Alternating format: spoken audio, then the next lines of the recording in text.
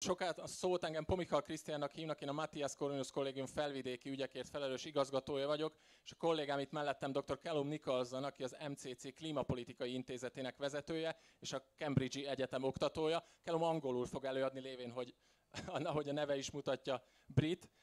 Át is adnám neki a szót, aki igényelne, és esetleg még nem hallotta, igényelne szinkron tolmácsolást, azt itt ennél az asztalnál megteti, ha jól látom, még van ott, igen, és van is még készülék, és akkor át is adnám dr. Callum Nicholsonnak a szót. Callum. Köszi szépen. Elnézést, csak egy kicsit beszélek magyarul. Skóciából, de Budapesten lelkes dolgozom. But my Hungarian is not so good, so that's all you're going to get out of my Hungarian. Well, first of all, thank you very much. It's great to be in Felvidék. I've been here one time before to Bratislava, if that counts. But it's nice to be in, proper Felvidék, where actually it's the hills, which is nice. Feels like the Highlands. I'm actually from the Scottish Highlands, so this feels like home. Okay, so I've been asked today to talk about climate change. And by the way, is that better there or there? Here? Good, okay, right. So I've been asked to talk about climate change, and I'm currently director of the Climate Policy Institute at MCC in Budapest, and I also do some teaching at Cambridge University. I've actually just flown in last night from doing some stuff there. And what I want to do today is talk about how to think about climate change. And we might wonder why I think that's an interesting question or problem. I think it's because these days, when we talk about climate change, it's a very polarized debate. We all know, as with so many things in the culture, certainly in Anglo culture, there are these two extreme sides and they don't speak to each other. In the climate context, there are these two positions, right? On the one hand, you have the so-called climate deniers, and the other side, you have the so-called climate activists or believers. Now, my view is the science of climate change is actually pretty good. If you look at what's produced by the IPCC or aggregated by the Intergovernmental Panel on Climate Change, the research is actually very good on climate change. The problem is, I think the climate deniers have too little faith in the science. However, I think sometimes the climate activists have too much faith in the social science. Not the science, but the social science. What's the difference and why does it matter? Well, ultimately, why do we care about climate change? We care because we presume that it will have an impact on society which will be negative. And so if you think about it, this requires us not just to understand the nature of the science of climate, but also the nature of society. What is society? What should society be? And indeed, how does society change internally? And what is society's relationship to things beyond society? It could be pandemics, it could be climate, or anything else. And so the problem with the climate debate for me is nothing to do with the science, actually. The science is pretty good. There is a problem, though, around the social science. And I would phrase it like this. My sort of one line to summarize the problem is that, yes, our understanding of climate change is informed by a rich understanding of the science. But it is as much informed, I think, by an impoverished understanding of ourselves. Because ultimately, when we care about climate change, we want to act to do something to mitigate it or adapt to it. That requires us to have a pretty good understanding of who we are, what society is, what is the role of government in changing things, what is the role of policy and policy making and legislation. Sometimes we hear on climate change that there's a consensus and therefore no debate, we just need to act. On the science, maybe there's a consensus, and let's actually assume there is for the sake of argument. The problem is there isn't actually a consensus on what we do about it. And actually, therefore, there's not only a room for a bit of debate, but there's a need for some. Because for policies to be effective, there need to be ones that actually accept the world as it is, that actually are ones that people will accept. Because if they're not, then the policies won't be implemented anyway. So what I want to do in this in the next 40 minutes or so about that, they'll tell me when I'm run out of time. But what I want to do is suggest a way of looking at climate change that allows you and allows us to escape the binary between the so-called activists and the so-called deniers. The activists are people who say, well, the deniers, as I've said, have too little faith in the science, but I do feel sometimes the activists have too much faith in the social science. Okay? So to do this, to make this argument, I want to start by telling two stories. So the first story takes us back to 1970. In 1970, on I think the 31st of May, there was a massive earthquake in Peru. Now, before you say an earthquake's got nothing to do with climate change, I agree, it's got nothing to do with climate change. But I want to talk about an earthquake to make a point that is relevant to climate change. This huge earthquake hit Peru. To this day, the disaster that came from that earthquake is the biggest natural disaster that has ever hit the Western Hemisphere. The earthquake was 7.7 on the Richter scale. It was a very strong earthquake. It killed 70,000 people. It destroyed 200,000 buildings, and it left 500,000 people homeless.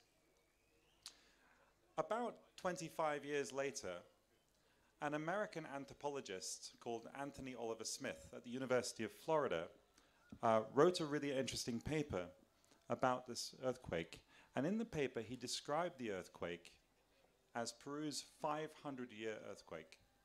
Any guesses why he called it Peru's 500-year earthquake? Why? Go ahead. It'll affect the next, it'll take 500 years to recover. That's a good guess. Any other guesses? Go ahead.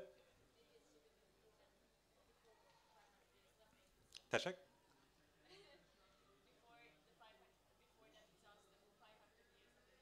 Ah, yeah. Okay, so it's the worst for 500 years, basically, yeah.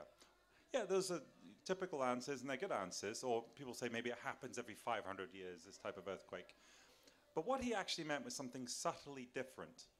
What he meant was that it took 500 years for Peru to become so vulnerable to this type of earthquake. We need to pull back for a second and think about Peru. The Andes in Peru, in South America, had been populated by people for about 10,000 years. In that part of Peru, they always knew that there was a risk of earthquakes. And so as a consequence, the culture was very adapted to earthquakes. So for instance, instead of building walls in the houses, which were cemented together, they would tie them together. So in an earthquake, they could move freely. They wouldn't crack, they could sway. They also didn't build roofs that were tiled. They built thatched straw roofs. So if the roof fell in, it didn't give you a head injury. They also had warehouses full of grain so that if some disaster happened, there was food for people to eat. And they also did not build cities in the best places to build cities, on a river, in a fertile valley. They didn't build it there. Why? Because they knew that that was the epicenter of the earthquakes. But then what happened 500 years ago? Any guesses? Colonization. It's so funny because actually being British, people instantly go colonization, and in Hungary people go like, what happened 500 years ago sometimes? So yeah, the Spanish arrived. And what did the Spanish do? Well, as soon as they showed up, they started building in the Spanish style. They had bricked together walls. They had tiled roofs like in Spain. They took the warehouses of grain as a tax because they were a colonizing power. And, best of all, they built and then rebuilt and rebuilt and rebuilt cities at Arequipa, that was the epicenter of the earthquake zone. And these cities were knocked down 5 times alone in the 18th century. And the Spanish just went, ay caramba, and they rebuilt it every time. They just kept rebuilding it. They never learned. Okay, so that's ancient history. 1970, this earthquake hits Peru. But think about what would have happened. In 1970, you had a combination of 3 things that led to such a big disaster. The first thing is, of course, in the 20th century, you had dramatic population growth. So you had a very dense population, first problem. The second problem is you had a really heavy earthquake, 7.7. But the third factor is you had 500 years of maladapted culture that was not adapted to earthquakes, but precisely was not. And so when the earthquake hit, and it only lasted about 45 seconds, the walls fell out into the streets, killing the pedestrians. The roofs fell in on people's heads, crushing the people inside. There were no warehouses of grain for tax, even in 1970. They didn't have emergency response. And everyone was living in places like Arequipa, which is the earthquake hotspot. And that's why it was so disastrous. Now, there's a point in me mentioning this, because this is not about climate change, obviously, but I'm going to make a point here. There is a whole field of academic literature and applied literature called disaster risk reduction scholarship. People who study how to lower the risk from disasters. And they have a single phrase that captures their discipline, that distills the essence of their discipline. And it's a very provocative phrase. If I say it to you now without clarifying it, you'll probably think it sounds ridiculous. But what they say is, there is no such thing as a natural disaster. Which sounds crazy, and I'll explain it in a second. But they have another phrase that's just as crazy, but I'll explain that one too. They say earthquakes do not kill people. And then they add, what kills people is collapsing buildings. So earthquakes don't kill people, what kills people is collapsing buildings. Now, we're all here in this mountain valley. Now, if we were on an open plain and an earthquake hit, unless you're standing on the crack, and even then you might be able to move, you're probably okay. But if you're inside a big building, then you're much more, depending on the building regulations, how much corruption was there when the building was built, how old the building is, whether the building was designed to withstand earthquakes, you might be dead or alive, depending, right? And I think we all know this. The point is, the natural hazard itself doesn't necessarily mean disaster. It's all about the social, political, economic, and indeed historical context that renders people vulnerable to disaster. And it's worth making another point here. We kind of forget sometimes in society that nature is hazardous. The reason we aren't always conscious that the world is always trying to eat us is because we are all the beneficiaries of not just years or decades, but centuries and millennia of sedimented culture, which has been our ancestors adapting to existing here collectively without dying arbitrarily. Look at all of us here. We're all wearing clothing. I mean, who knows here? Maybe there's a few people running around at the mud pit without. But most of us are wearing clothes. Now, what's interesting, this may have been manufactured in China or somewhere. But the weave is a weave that probably has existed for thousands of years. The actual style of doing that. Someone invented it, perfected it, it was successful, everyone else adopted it. Everything's like that. All the buildings we see, or even the tent design, or everything here, how to manufacture this stuff. It didn't just happen. It's over millennia of people trial and error, discovering you can melt ore into things, these sorts of things. We are all the beneficiaries of all this culture. I think Rousseau said that it isn't the Romans who should be called ancient. It's actually us who should be called ancient, because we're much older in terms of our knowledge. We know much more. The point is that if you strip away all of the culture, if you strip away the tents and the vans and the clothing and everything, most of us, indeed all of us, are probably dead in 92 hours, 96 hours, particularly if the weather's bad. Because nature is hazardous. We'd all get hypothermia after a few days. The reason we aren't conscious of how hazardous it is because we have culture that protects us from that. And so when we say natural disasters are a threat to us, well, actually, nature is always a threat to us. We just don't notice because our culture is so adaptive. But when you have a natural disaster, when you have something like Peru, it's almost a point where the culture breaks down. Now, there are exceptions to what I'm saying, obviously. Like if an asteroid hit the Earth, no culture is probably going to protect you. But terrestrially speaking, for the most part, it's human choices that lead to exposure to vulnerability and to disasters. Okay, so this is a long story about an earthquake. How is it relevant to climate change? It's relevant to climate change because an earthquake is something that we can isolate in space and time. It's something that happens, now, here, for 45 seconds. We can pinpoint when it happened to the minute and where it happened exactly and how long it lasted and how strong it was. We can measure all that with an earthquake. And it's relevant to us because all of us live here and now. You are wherever you are right now. So if an earthquake happened right here, it's a problem for you and me. It's not a problem for people in, you know, in France. It's a problem for us, right?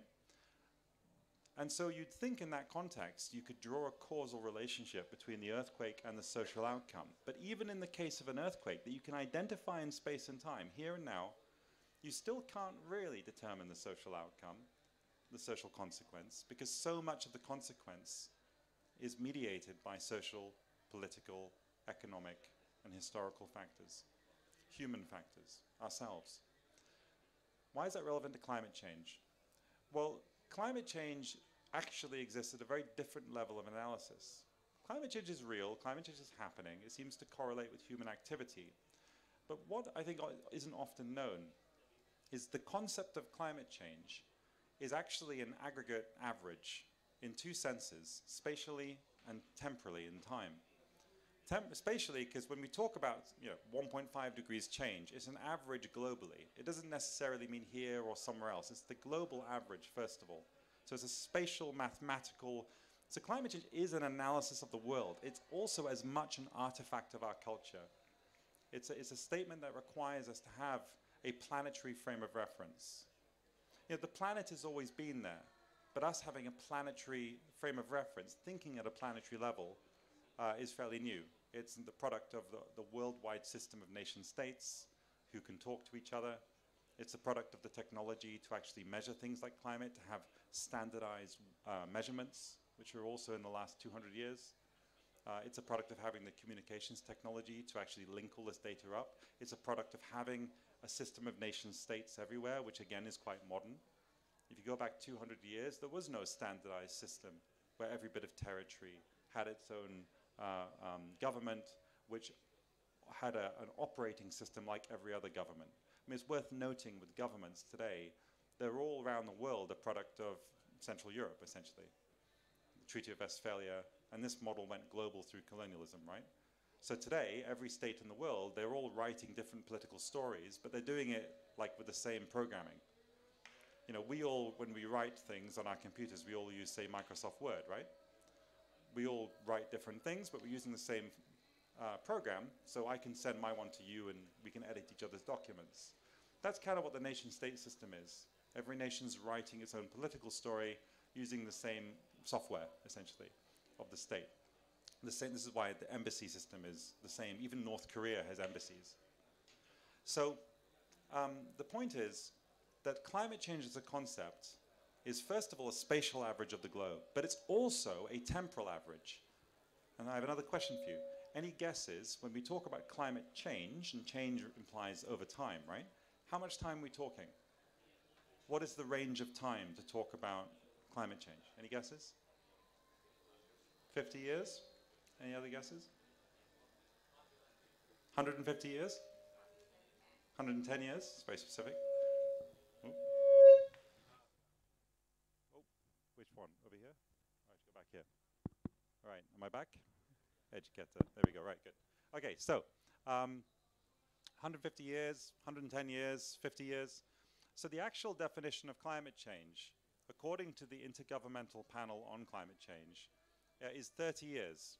It's a 30-year rolling average. So here's the point. When we look outside and we see the weather, and not just today, but if you have a summer, which is a very hot summer, or a very cold summer, or a very wet summer, or a very dry summer, there's a tendency to say that's climate change if it's different from last year. But it's not really, because we all know that the Earth is not a machine. It's an analog system. And there is, to give a sort of analogy, most of you will be familiar with the concept of the signal and the noise, right? The noise is this on like radio waves, and the signal is the line that fits it, right? In a sense, what we experience in weather and seasonal changes, that's the noise. The signal is what we call climate change. Climate change is the signal over 30 years, averaged over 30 years and globally. My point of saying that is climate change is not something you can look at any particular time here and now and say that's climate change, because there is natural variation. What climate change is referring to is a global average and a 30-year rolling average. Now, I have to be very careful saying this. I'm not saying climate change isn't real or something. What I'm saying is it is real, but it's analysis at a level of abstraction at which we do not actually live our lives. We live our lives here and now, not everywhere and over 30 years. 30 years is a long time. You know, half the people here aren't even 30 years old. Sadly, I'm past 30 years old. But it's still 30 years. I mean, in 30 years, I'll be 70, right? It's a long time to get there.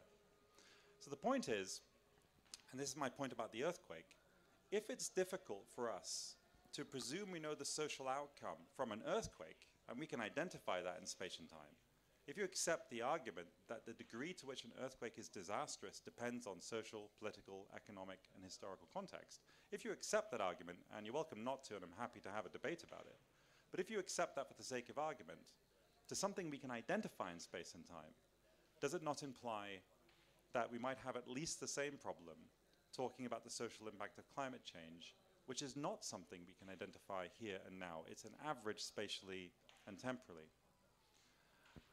I say that not to say climate doesn't matter. I say that to say that we've often misunderstood the climate debate. The climate debate has polarized, I think quite stupidly, into these two polarized positions. The believers who say there's no debate, we must act, and the deniers who say it's either not happening, or if it is, it's not because of humans. I think both sides are symmetrically naive. As I said, the climate deniers have too little faith in the science. The science is pretty good. But the climate activists presume there is no debate to be had in the social science, that we know the social outcome from the climate change. But actually we don't. And as a consequence, there is a need for us to have a good faith, rigorous debate about it, because that debate isn't actually about the climate at all. It's about what sort of society do we want to live in. I'll give a provocative analogy to this, because we all remember the pandemic, right? The pandemic is a very similar issue. And the reason I give it is because everyone knows it. And actually, it's similar to the climate debate, but simpler in a sense, because the concept of climate involves many variables going into what we mean by climate. But COVID's quite simple. It's one variable, it's COVID. Even there, we remember the projections that were being made of death rates? There were a lot of different projections depending on the model you built. The same applies obviously for climate, but let's assume for the sake of argument that it's absolutely known what the outcome will be, the projections for climate, like for COVID. Let's assume that. Here's the problem. During COVID, a lot of governments said government action is informed by the science, or we're following the science, we're guided by the science. Now, it's good that governments are listening to science, but here was the problem. The questions around what we do about it were not actually scientific questions. They were not questions with objective answers. They were the questions like, is there more to life than the avoidance of death? It's not actually an easy question to answer. But we often presumed during COVID that there was no debate to be had, there was nothing worse than death, we must avoid that. So we focused on quantity of life, not quality of life, which meant obviously a lot of people didn't go to work, a lot of students didn't go to school, a lot of people didn't get tested for other diseases because we were so focused on COVID. If someone is thinking, well, I'm saying life doesn't matter, let me give you a counterexample of what happened in COVID to show how our culture doesn't always think the way it does during COVID. During COVID, we kept hearing that there's nothing more important than the avoidance of death. Nothing is more valuable than life. But it's an interesting position because through most of our history and in most contexts, most cultures know that there is something more important than life. And if you think about it, whenever we go to war, and obviously there's a lot of wars on right now, what we tend to do is take our youngest, healthiest people with their whole lives ahead of them, and we send them to battlefronts where they get injured or they die, because we all agree there's something greater than the individual. There's our culture, there's our society, and so on. So typically speaking, actually, we go around thinking, look, there is something more valuable than just individual life. But then with COVID, we flipped it. We said there is nothing more important than individual life. Now, I'm not making a political argument saying that. My point is, we just have different standards depending on the circumstance. But my point in saying that is that with the COVID debate, when we talk about COVID, half the discussion was to do with the science, but questions like what the policy response should have been were actually inherently political questions, inherently quite subjective questions. questions about what the response should have been. Should it have been lockdowns for everyone, or targeted lockdowns, or no lockdowns? I don't have a position on this. But what I'm saying is there is a legitimate debate to have been had about what the response should have been. And there wasn't particularly. But the climate debate's similar. And actually, they're very similar debates, because remember in COVID, we talked about zero COVID, that we could get rid of COVID if everyone stayed home forever, basically, before the vaccines. We often talk in climate about carbon net zero. Now, if everyone stopped doing anything, we could achieve the same thing. So they're very similarly patterned debates, actually. And there's a reason for that, because both are about an extra societal factor, climate or COVID, and its impact on society.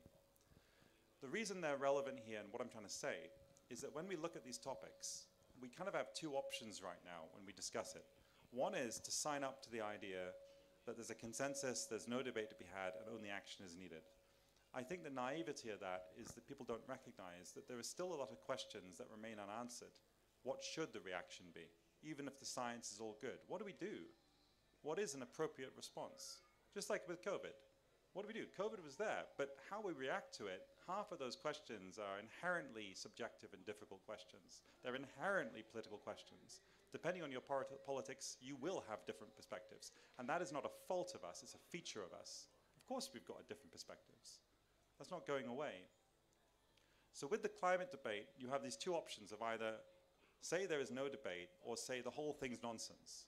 And I want to suggest that actually there is room for debate, not because climate doesn't matter, but because it does matter so much that I think we need a good faith, rigorous, even-tempered, civilized debate around these issues, which is something that I feel sometimes lost, certainly in the Anglosphere. I don't know how much you guys follow, news and culture in the Anglosphere. It's hard to avoid some of it. But it's nonsense. Everyone is so polarized now. Both sides look at the other side and say, you're the disease and I'm the cure. No, you're the disease and I'm the cure. To some extent, I look at both sides and see them as symmetrical symptoms of a shared disease that is in need of a cure.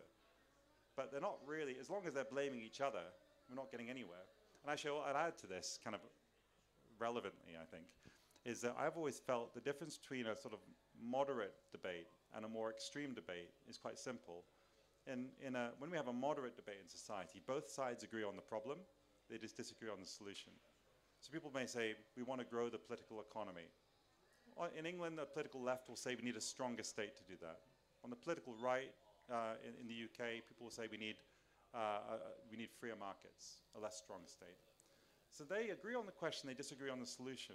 But where you have more extreme debates, the reason they're more extreme often is they don't just disagree on the solution, they disagree on the problem. Why? Because they think the problem is each other. They say you're the problem and I'm the cure, and vice versa. And of course, if you think the other person's the problem, you're not going to get anywhere. So if you fight fire with fire, you end up with inferno, a much bigger fire. I think it's relevant to the climate debate, which has been sucked into these sort of stupid culture wars we see in the Anglosphere right now. And so what I'm interested in doing, and the Climate Policy Institute's interested in doing, is trying to create more space for a debate that isn't requiring you to adopt one of these two positions. To say you can care about climate, but still have a debate about what we do about it. And indeed, you don't have to deny climate is changing, just to say, I have some reservations about all the policy prescriptions. So, how much time I got? Okay, I just want to mention one more thing. I said I was going to tell two stories, but I won't tell the second one. The first one, I think, does it. But one thing I want to add is, there's an interesting question in all this that's relevant, I think, to society in general, which is, if there's problems around causality in thinking about climate change, if it's not as clear as climate impacts society in a linear way, as philosophers would say, one to one, this much climate change, this much social change. If it's not true that it's like that, then why do we think like that? Why do we always want like a mechanical understanding of society? And I think there's an interesting reason why. So how many people did high school physics, or indeed further? All right, it's very dangerous to have admitted this. Okay, I'm going to ask you guys. Does anyone remember Newton's 3 laws of motion? Does anyone remember the first law of motion?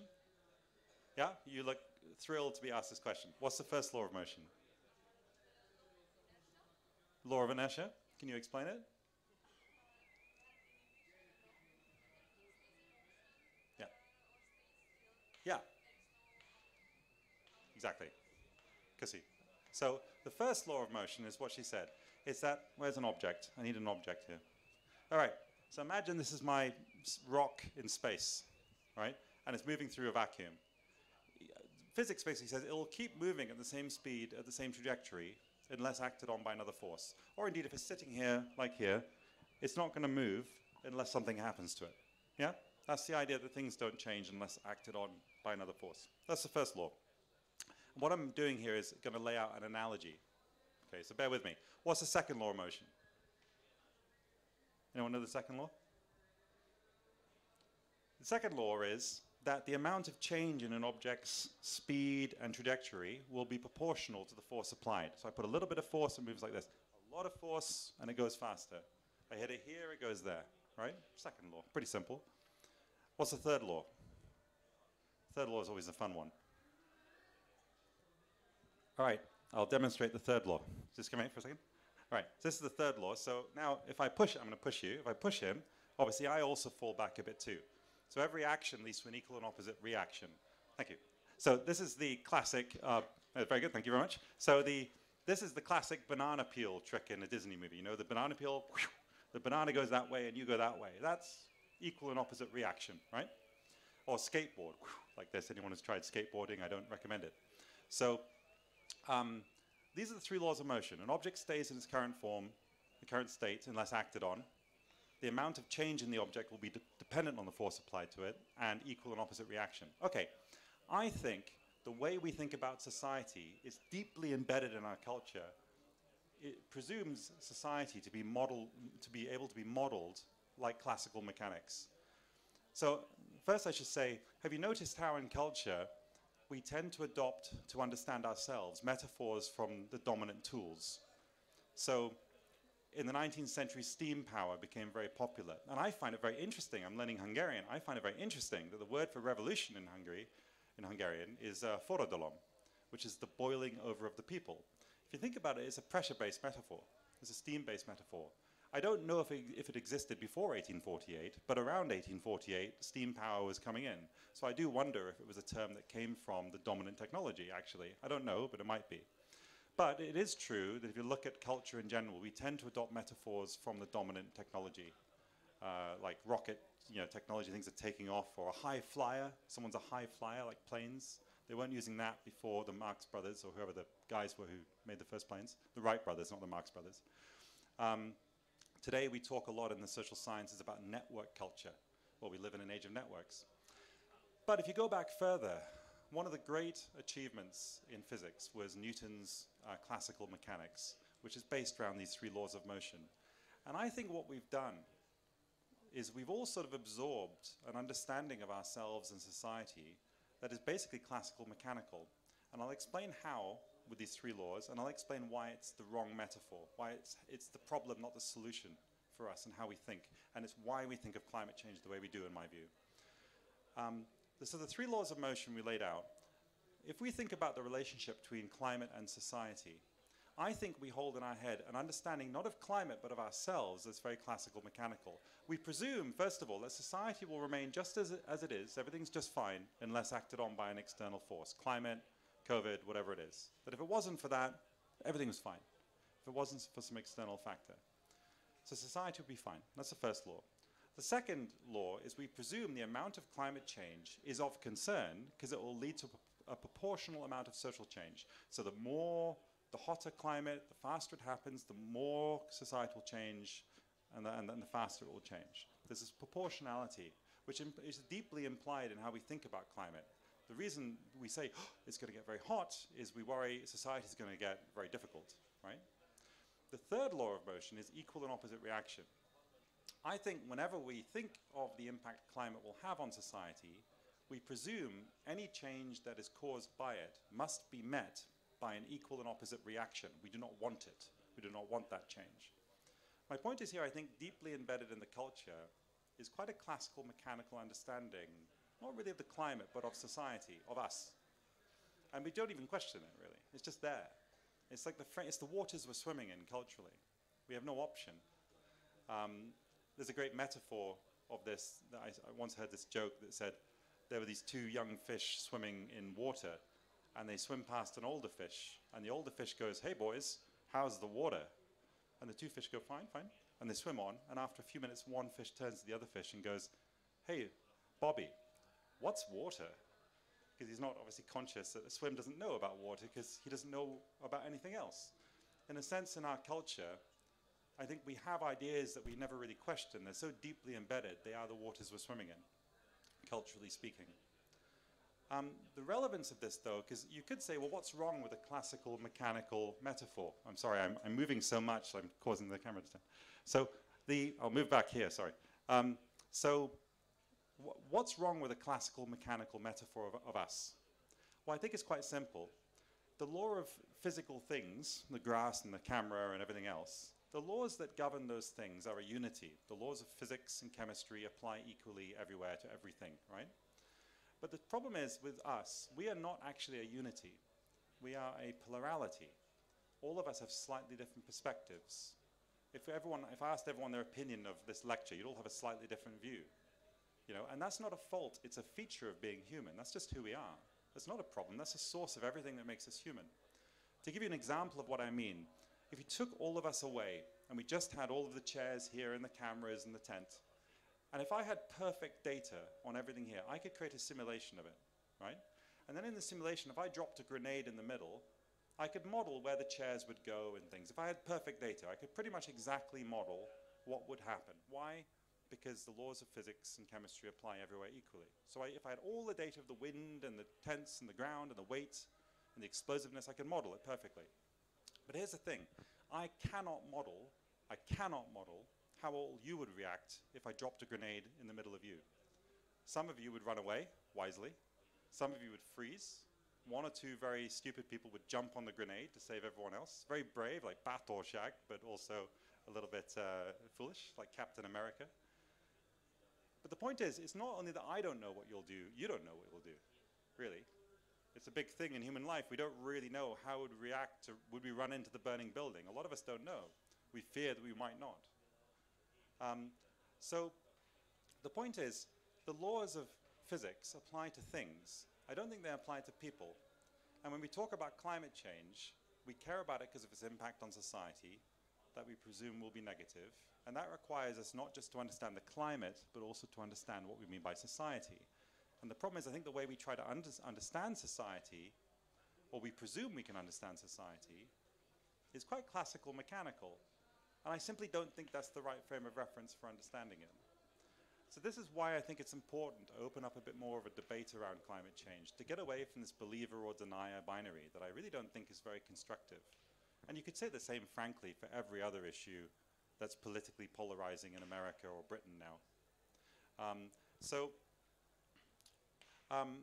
Just to wrap up then, so this talk, in terms of my title for it, is How to Think About Climate Change. Again, the reason it's relevant is at the moment we're given these two different debates that I think are quite limited, and they're inherently very political in a way where we always presume the other people are part of the problem. I think we all owe it to ourselves to be a little bit more cautious with how we think about it. And what I've tried to do here is to open up a third position that doesn't require you to adopt one of these two political positions. One last thing I'll add on this. I've made this distinction between the study of physical things and the study of us, understanding us. And my background, I'm an anthropologist, my training. So I'm quite interested in people. And I'm quite interested in how we think about people. And I want to make a sort of another provocative suggestion. So we're all familiar with the term epidemiology, right? So epidemiology, like of COVID, how diseases spread in populations, right? Does anyone here know what the word epidemiology actually literally translates from the ancient Greek? Epidemiology. Any guesses? Any Greek scholars here? Any class? Say again? Yeah, very good.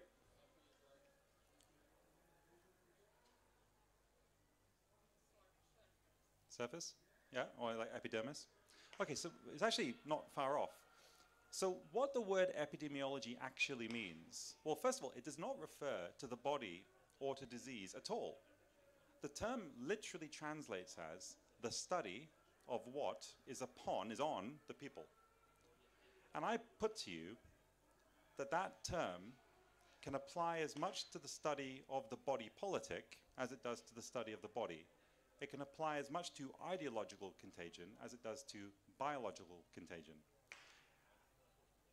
Several centuries ago, we went from a medieval model of medicine where we were confusing symptom and pathology to a modern biomedical understanding of medicine. And that was a huge shift that's led to huge changes in public health. The difference is, for instance, during the Black Death, people would see the pustules and they think that was the disease. But of course, that's the symptom of the disease. So a lot of modern medicine is about us being able to determine the difference between a symptom and a pathology. And as soon as we had that model, we can, I think, claim that medicine went from being medieval, in a sense, to modern. There's a difference now between how people in the 12th century studied the body and understood it and how we do today. But I would suggest that the way you and I think today, not about biological contagion, but ideological contagion, is still medieval. We are no different from people in the 12th century. We are constantly confusing symptoms and pathologies. So for instance, I'll give you an example from American politics. You know, if you look at American politics right now, you know it's very polarized. There's kind of the Trump right, and there's kind of the, I don't know, the woke left, if you want to use that phrase. They're extremes. I'm caricaturing a bit. It's more complex than that. But let's just say, for the sake of argument, there are these two sides. Both sides look at the other side and say, you're the disease and I'm the cure. You're the problem, I'm the solution. But actually, if you look at both these sides, I think they're more symmetrical symptoms of a shared disease in need of a cure.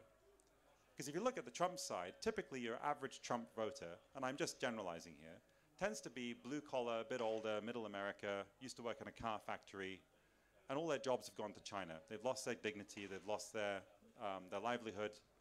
It's one of the reasons that opioid epidemics are so strong in those communities, because people have lost their dignity.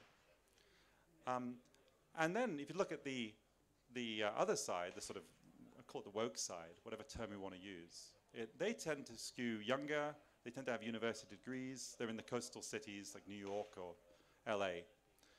And obviously they hate the other side.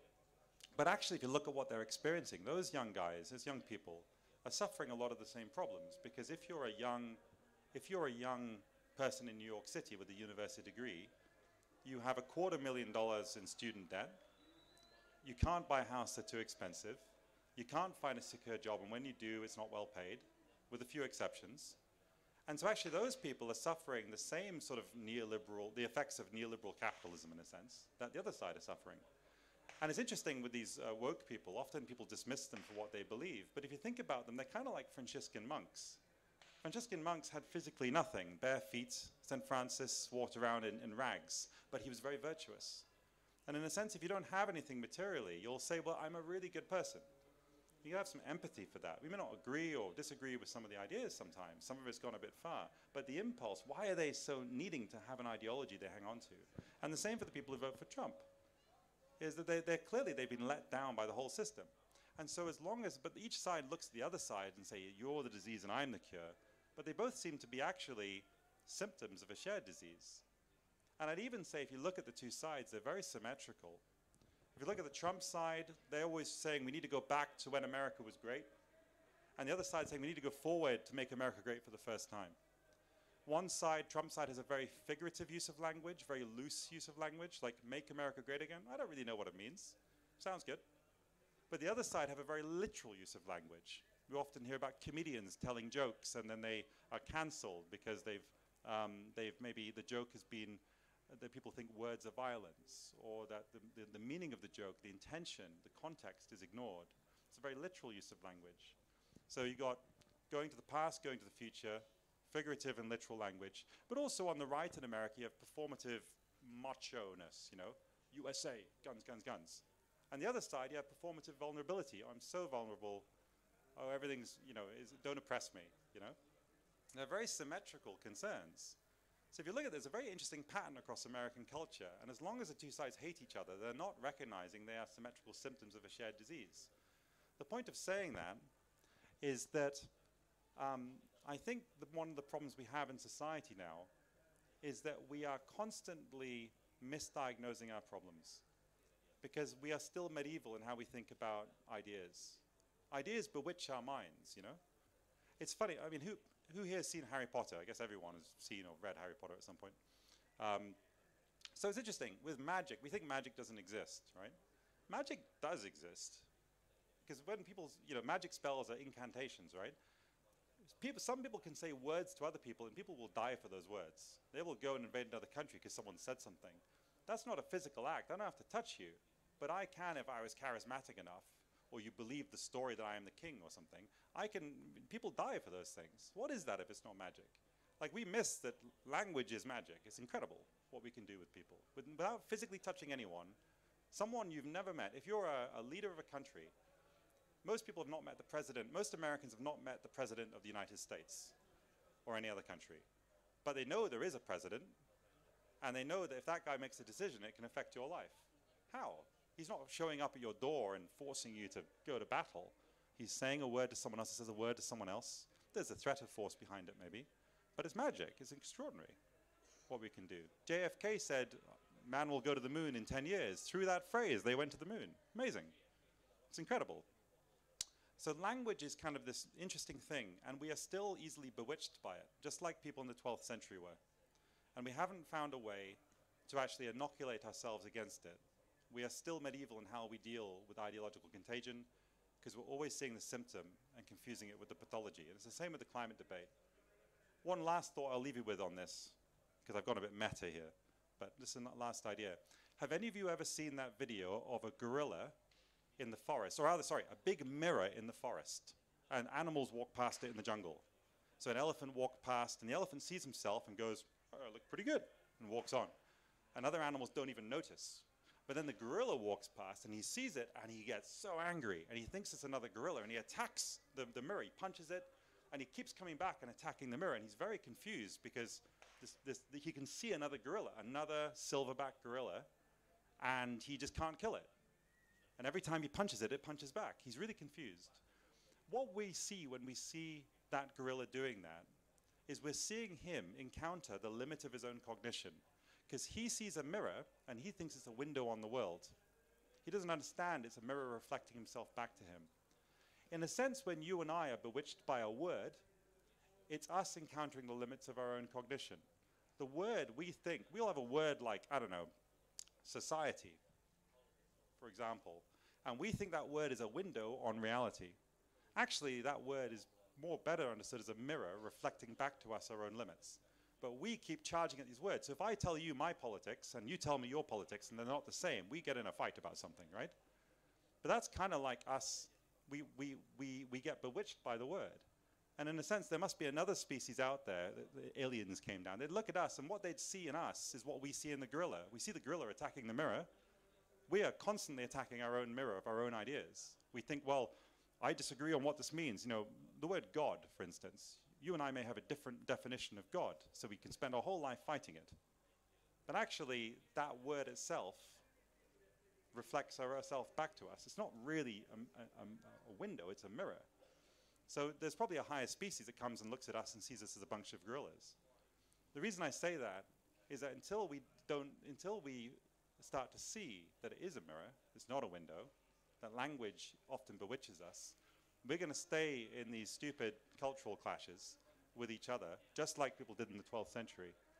And the problem is, because science and medicine has advanced as it is, our understanding of the body and science and things has advanced, it just means we have much stronger weapons to fight the medieval battles where we get infected by ideas. So the bigger the gap becomes between modern understanding of physical things and still being medieval in how we think about each other, the bigger that gap is, the more dangerous it is. So anyway, my view is I think we need an epidemiological approach to ourselves. And I think a good example of this is the climate debate. Because actually the climate debate, we need to get away from these sort of tribal ways of thinking and recognize that there are other perspectives that we could adopt. And I think we owe it to each other to do that, because things like climate are too important for us to keep fighting these silly battles. Anyway, Köszönöm szépen, thank you. I think I'm on time.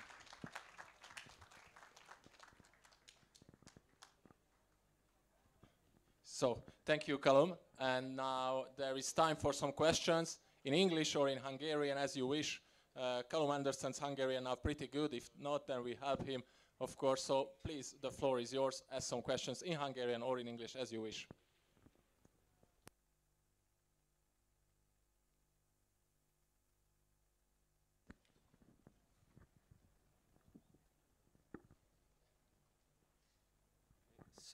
Thank you. What is your opinion about the Hungarian government's stance on climate change? Well, actually, the Hungarian government doesn't have a particular stance as such. I think it's just very much in line with EU positions on that issue. I think in Hungary there's more of a focus on they do have a focus on battery factories and so on. They're trying to encourage Chinese investment. I mean, one of the difficulties with a country like Hungary, it's not in a position with a huge amount of leverage. It's quite a small country, relatively poor compared to some other European countries. And so I think it has to take what it can get. So they're focusing on battery factories and so on. In terms of climate as such, there's not actually much of a focus on it. The Hungarian government sometimes takes positions that are quite combative with the EU. But on climate, it's, I don't think they've really focused on that. And indeed, I think for most people in Hungary, climate is still important. So I don't think it would be good politics to be too combative on that, honestly. Please.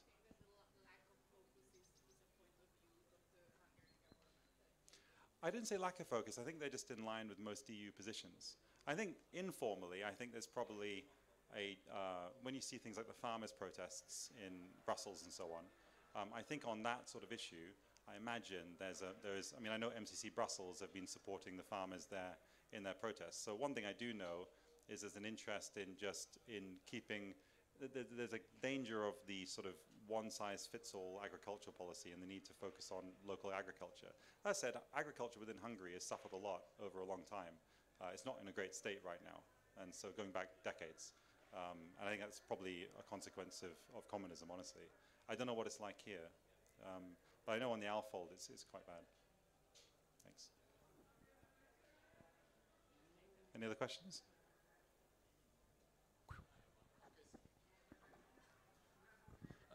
Let's speak a bit about the solutions of the global climate.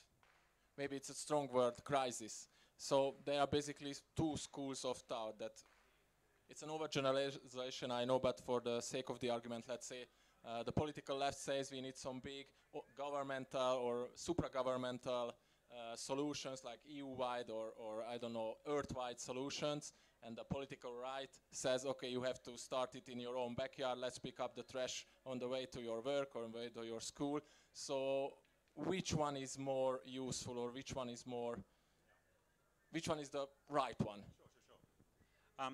So I think with most things in policy, the truth tends to be somewhere in the middle. I mean, the truth of most things tends to be quite boring, and boring things tend to be compromises.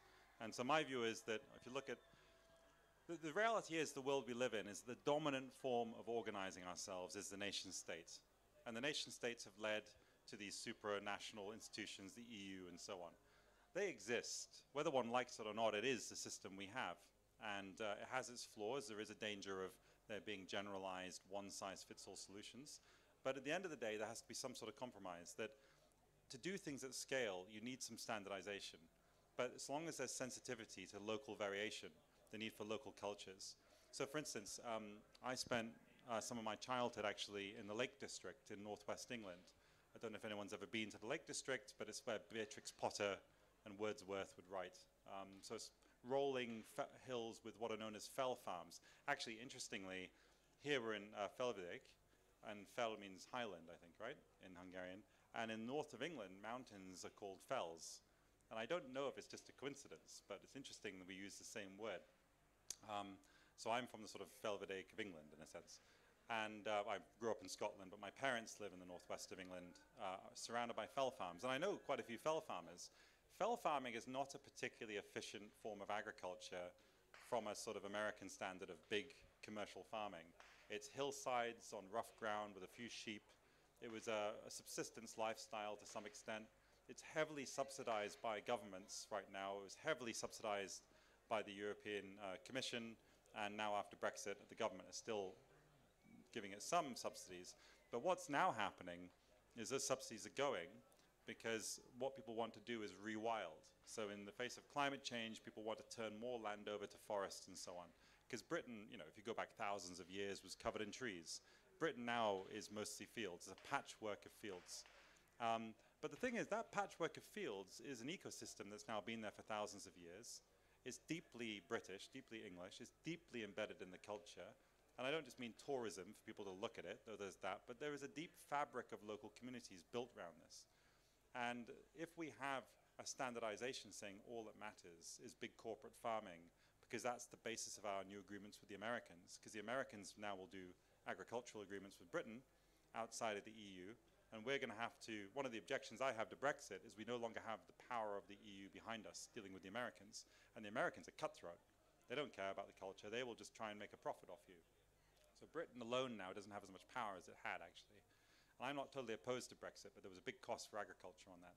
So I think if the question is what's better, sort of big technocratic approaches, some people call it left-wing. I don't even know if it is left-wing, really. It's more just technocratic. I mean, I do think that the distinctions we have today of left and right aren't particularly meaningful. I think what you have is sort of global and local. There's a great book by a guy called David Goodhart who talked about the anywheres and the somewheres. Anywheres are people who can work from anywhere. The laptop brigade, like me, we can work anywhere, it's fine. And then the people actually have to be somewhere to do their job. And I think that distinction is quite useful, that it is true, I think, a lot of these institutions are run by the anywheres, but most people actually live somewhere.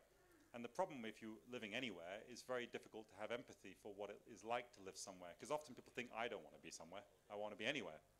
And I mean, I have this instinct. When I visit my parents, they live in this mountain valley, they're very interested in their local community, they don't really leave much, they've never visited me in Hungary, because they have everything they need there. They have their friends and they walk the dog, it's fine.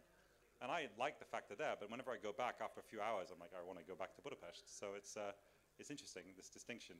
And so I don't think it's a left and right distinction. I think it's an anywhere, somewhere distinction. It's a sort of global versus local distinction. And I think there needs to be some sort of balance, because we have vast societies now, huge populations everywhere.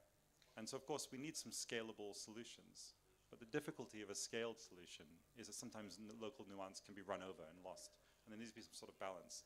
So I don't think it's a question of who's right, left or right. I think that's part of the problem, this attitude of saying one side must defeat the other.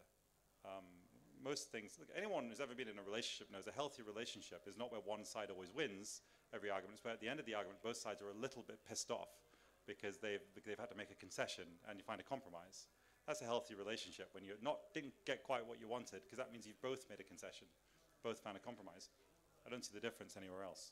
We live in very polarized times, though, and I remember 15, 20 years ago, it wasn't. Like in the UK, we always had quite a centrist culture. It got extreme during Brexit. I don't think that was a solution to anything. Yeah, obviously in this region it's similar, very polarized politics. Go ahead. Sorry. Téves. What do you think about the electric cars? Are they the solution? Because a lot of people say that the batteries that they use are a lot worse to the environment than normal gasoline cars and the emissions. I think at the end of the day, there's a couple ways to look at this. I think we can think of technology like electric cars at two levels. One is the manufacturing process and the resources that go into that. And the second is the effect on our health of living in cities surrounded by car fumes. So I used to live in Beijing. Beijing, sometimes you literally could not see across the street because of the pollution. Literally could not see the skyscraper opposite. Beijing's air is much better now because most of them have gone electric. They were on bicycles until about 1992, and then cars started to come in, and it was completely gridlocked by, when I was living there about 15 years ago. And now it's mostly, they're increasingly pushing in electric cars. So from a public health point of view, I think electric cars are a much better option than combustible engines. There is, of course, the problem, though, that when you have an electric car, the actual manufacturing of that takes a huge amount of resources to do that, and there's a lot of pollution involved in that. Obviously, no one's denying that. I do wonder sometimes when we think about the cleanness of electric vehicles as to whether it's kind of like, by analogy, 100 years ago, well, today, if you want to get meat, you go to the supermarket and you get a vacuum-sealed piece of styrofoam with a piece of meat with no blood, right? 20 years ago, in the UK, you just go there. 20 years ago, you would have gone to the butcher, seen it hacked in half, you get a bloody piece of meat. And 100 years ago, you'd be hunting it yourself, right? And so you'd have to cut the animal up. The thing is, the animal's still dead and you still eat the meat. But it's not that it's become less meat-based. It's just we are personally less exposed to the whole process of the blood and the death and everything else, right? I kind of feel, to some extent, electric cars are like this at a certain level, that when we go to fuel up our car with petrol, you end up with petrol on your hands, you smell of petrol afterwards. And electric cars, you plug it in and you don't smell of any sort of fossil fuel, right? In that sense, it feels cleaner. In the big scheme of things, is it really cleaner? And I think the point is here, there's no such thing as a free lunch. I mean, there's nothing that's free. We have this idea in society that somehow everyone's trying to sell you something that's better. But most of life is pretty zero-sum like this. There's nothing really free. There's no real free lunch. There's nothing really clean. But one thing I would say where electric cars make a huge difference is, and you know, personally, I'm a big fan of public transport, so I can't say that sometimes. But I love, like, you know, Budapest, one of the best cities in the world. It's incredible. Like, the public transport in Budapest is extraordinarily good, in my view. And also, you don't have to check if you have a month pass, they don't even need to check it. They just trust you've got it, and they'll catch you if you don't occasionally. So it's a really fluid system there. But putting that aside, I think definitely electric cars, if we want to still have a car-based economy, and a lot of people want the freedom of a car, then I think that electric vehicles are probably a good idea at the level of public health. Anyone who's Chinese will say they're much happier with electric cars in the cities than 20 years ago. So on that basis, I think, yeah, there are a lot of good arguments to be made for them. They're too expensive, though. Just as an aside, I mean, personally, I don't understand Tesla's value. Tesla's worth like $1 trillion or something. He makes luxury cars for like a handful of people. And Musk is just like Trump for tech. He's an incredibly good marketer.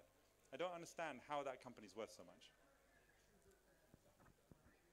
Anyway, you had a question, sorry. Sure? The time is over. All right. Köszi szépen. Oh, that's very loud. Okay, thank you very much. And if you've got any questions after, I'm around. So thank you.